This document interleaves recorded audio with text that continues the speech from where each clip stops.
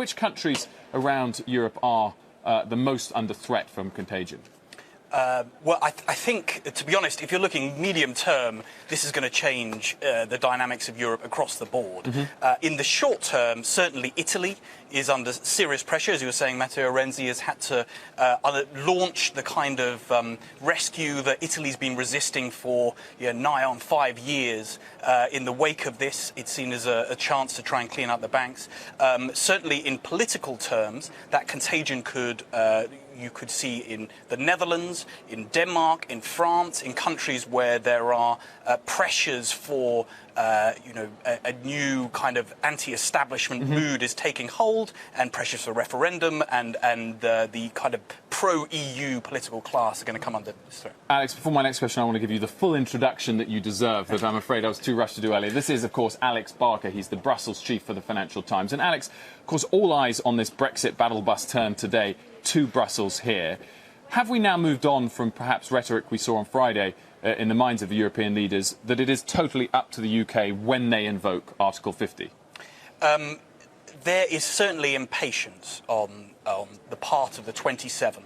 And what you'll hear tonight probably is a message of David Cameron that whoever his successor is, I think they can accept that Britain needs to take a bit of time to pick a new Prime Minister and a new leader of the Conservative Party, but whoever that is, they want to send them a message to say, we will not allow you to drag this out, we will not allow a secret negotiation to take place before you say, I want to leave the Union, and start the formal divorce process that gives them all the cards in terms of the power of the negotiation. So there's no real benefit now for the UK to delay it, much beyond picking a new Prime Minister?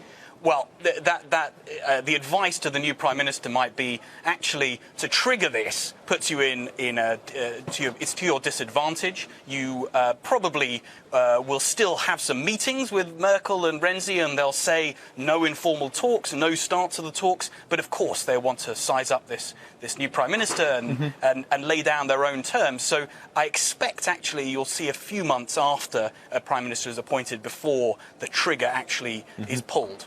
Now, you've, of course, based in Brussels, Financial Times chief here. Who do the Brussels leaders blame for all this? The British people? David Cameron had a lot of meetings through his renegotiation to have a new settlement. I think he showed a degree of confidence, especially when he first invoked the referendum and raised the idea that he could win this and to settle this matter in Britain for a long time. There were sceptical EU leaders around the table who thought referendums are always a bit of a gamble, that you can't tell how the politics will run, and I think it's going to be a very uncomfortable moment now for David Cameron to come back. But then also, surely on the flip side, there is some blame to be apportioned to the EU for not successfully renegotiating or giving Cameron more in his renegotiation or reforming Europe quicker. They certainly feel like they went quite far in that deal, that they pushed the law to its limits, that they actually made sacrifices at national level that they probably didn't expect to do at the beginning of the negotiation.